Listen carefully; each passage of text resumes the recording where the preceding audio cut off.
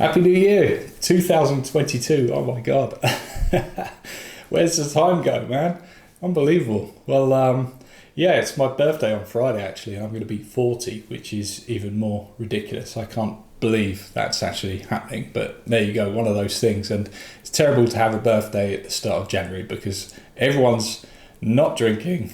Not like drink. I don't really drink at all. But nobody's up for doing anything. Everyone's, run out of money, etc., etc. So anyway, it'll be a quiet 40th, and maybe I'll organise a hang, but we'll see what happens. Anyway, why am I doing this? I'm not someone who would go around doing vlogs and all this kind of thing. It's just not who I am and doesn't really interest me at all. But why, am I doing this? I thought about this for a long time, and I thought about how could I share the stories of drum hangs in a way that was kind of honest and not overproduced. And this is the best way, me talking to camera. Have I got the skills to do big kind of production things? Yes, I have, but I felt that this was in the same way drum hangs was built on, which was on substance, and it wasn't about multi-camera angles and all this kind of thing, If you're following this channel, if you're subscribed, you know what drum hangs is. Chances are you've probably come along to a drum hang. If you haven't, well, drum hangs was something very, very special, which started at the start of the pandemic in May 2020. And I'll get onto that in a minute. But first of all, I guess if you don't know me, my name's Russ Gleason. I've worked in the music industry for 25 years, and I started out as a drummer, still a drummer, and had lessons with lots of great teachers, including Jim Blackley, Bob Armstrong, Alan Cox, and started out with Phil Solomon, who taught me to read. But yeah, I've got lots of stories about those guys, and lots of stories about the drummers we've been speaking to for the last 2 years on drum hangs. I don't think anyone in the drumming industry in history has been able to talk and try to get to know the drummers that we all know and love in that short space of time of kind of 18 months to 2 years, which is incredible. And I have so many wonderful stories to share with you. And this is the first episode of this vlog, or whatever it is, and I hope you'll stick with me, and I hope we can have some fun and see where it goes. I've got a lot of different stories, and I'll be going through hang by hang, of what we did at drum hangs. Anyway, so I started out as a drummer in Brighton in the south coast of England, and did lots of little gigs, nothing really of any note. I've never really, it's my phone, never done anything of any note really musically, but I was very, very dedicated drummer. Lots of lessons with people, lots of studying, and I love music. I love listening to records, and that's what I do. So, by the way, when I finish this cup of tea, episode's over. And that's how we're going to run this. But I started out, I worked in a drum shop from when I was 15. It was a drum shop in Brighton, which we called a drum cavern, and turned into GAC, which was one of the biggest independent instrument retailers. And I was responsible for selling an awful lot of cymbals. We were often the top dealer for Zildjian cymbals in the UK, and Gretsch drums and all the brands really. We were the biggest dealer. And then I went on to work for different brands, such as Yamaha drums, Zildjian cymbals. I was like a regional account manager, visiting dealers and supplying them with all their cymbals and drums. I worked as a product manager for Peisty in the UK, which was fantastic, enjoyed that.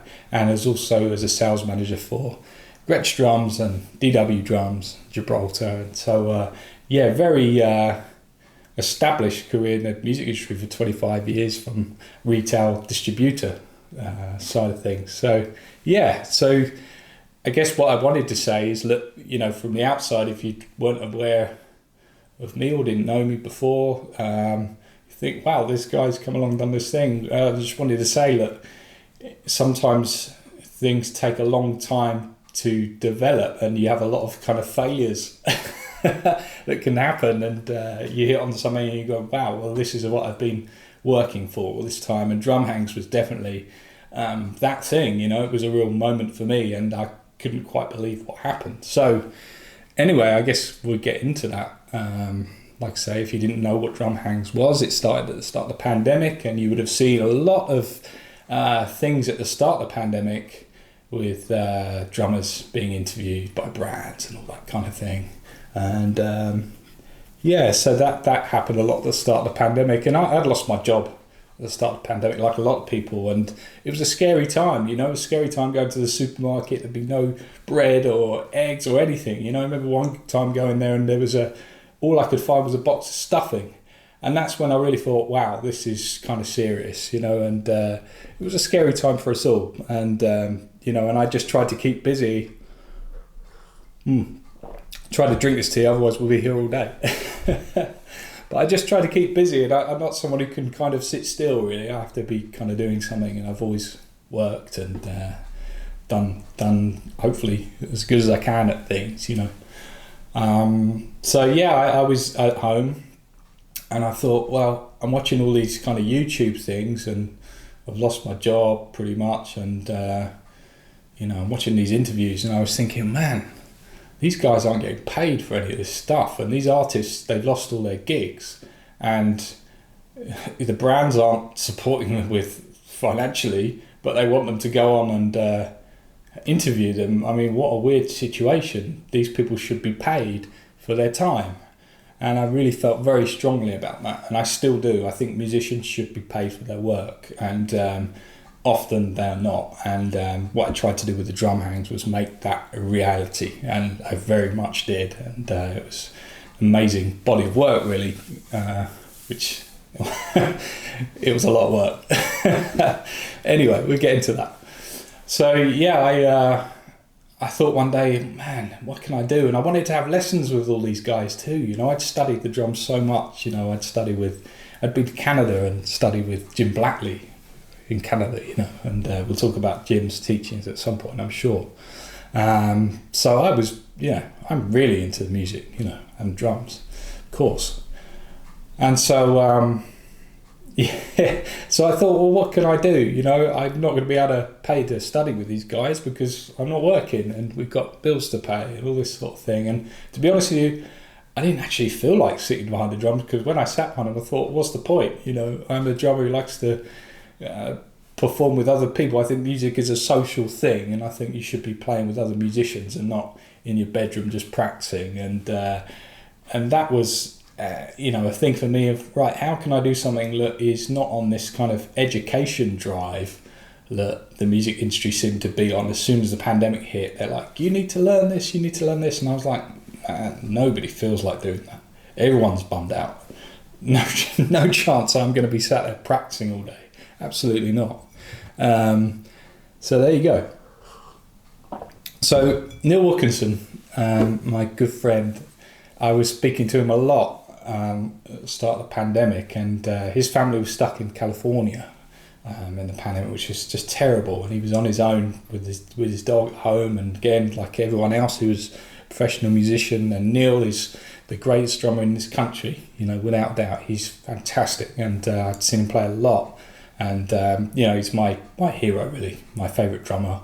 And yeah, absolutely fantastic person, fantastic musician, and yeah, the greatest in my opinion. And you should go and see Neil. If he's playing in your area, go, because he's the best. But yeah, we were talking a lot, and I thought to myself, well, how can I do something? I want to do something, and I want to connect people. Everyone was totally fragmented. No one was really talking. You'd just be at home on your own all day. You think, well, okay, I'm speaking to a few people, but feel pretty isolated, really. And everyone else must feel like that too. So I said to Neil one day, I said, this was probably end of April. Yeah, it might have been like the 30th of April. I said to him, hey, do you want to get some people together? And I'd had the idea already. And I'd even approached a couple of known drummers about it, and they weren't sure what it was yet, I think, and weren't really set up for it. So I said to Neil about it, I say, hey, let's invite some people along. on Saturday, and let's do a 2-hour thing, cup of tea, you can play a bit of drums. And we sound checked his drums, they sounded really good, and he just has a practice kit in his house, you know, it's a practice kit with pads on, but it sounded great through Zoom, and we were like, well, this is cool. We had a drums and tea thing for a couple of hours. And I've got the notes, actually. I can show you the notes. I've got the notes of the drums and tea. We shared some ideas, just playing our drums and having a cup of tea, a bit like now, really. So anyway, so we did that, and we were like, well, this is pretty good. You know, it was the first time I think I'd been on Zoom. I'd never used it before. And so I said, well, look, do you want to do this thing where we invite some people along, and, you know, it'd be a paid thing, so we get the right people there and see what happens, you know. And so I let my friends know, and we shared it around a little bit, and we had, you know, 67 people or something. And we got off that first call on the drum hang, the first one on May the 9th, this was 2020, and it was like, wow, the energy coming off the screen was incredible. All of a sudden everyone was like, wow, this is amazing. They could talk to Neil in real time, asking questions about his amazing career, hear him play, get some ideas, and meet other drummers and talk. And the 2 hours just went so quickly, and we came off, and this energy coming off the screen was quite incredible, actually. It was profound. So I said to Neil afterwards, I said, well, should we do it again next week? And he said, well, yeah, why not? So we did it again. And next week we had nearly 100 people there. And we're like, okay, this is ridiculous. And then in the meantime, I'd spoken with Nate Smith, who did the first drum hang. And he said, yeah, I'll do it, kind of thing. We were like, okay. And it just went in that fashion, and it was really something incredible. And that's kind of how drum hang started. And what I want to do with this kind of series of videos is talk about each hang individually. The important thing about drum hangs is we didn't record the hangs. We wanted it to be completely natural. We wanted everyone to feel like they're not on camera. It's different when you're on camera. I have real trouble with this, talking on camera. It's not something I do, you know. I can do it, but I don't like to be recorded. And this is why doing these things is quite a big decision for me, really, because it's out there, you know.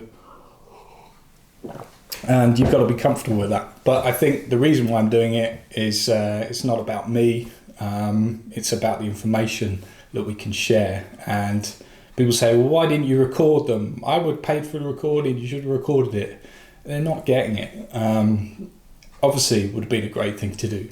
But drum hangs wasn't about making a load of money and being, you know, some kind of thing. It was the people who were there in the moment at a time when they were completely isolated and feel connected with other drummers. And that was what was really important to me, and support the musicians without kind of exploiting them in a way. Like some things have been out there when you see these interviews with them, you think, well, nobody got paid. It's not all about money, of course, but musicians should be paid for their time. And I proved that point, certainly. But anyway, we'll get into this. And yeah, drum hangs was established right here where I'm sat. You know, this was from my living room, putting all these things together. So I think we did about 120 events, and we're just trying to sort of work out how we go forward. We'll do some live events soon and stuff. But anyway, thanks for watching. And this is the first of many. I hope I haven't finished my tea yet. But yeah, I hope everyone's all good anyway, and pandemic's still in effect. We're still got restrictions here to a point, people wearing masks. Yeah, weird time. But like I say, important for me to share this story about drum hangs, and we hope this will be interesting. And over time, we'll build this into something hopefully very special. Anyway, thanks very much for watching, and we'll see you on the next one. Bye-bye.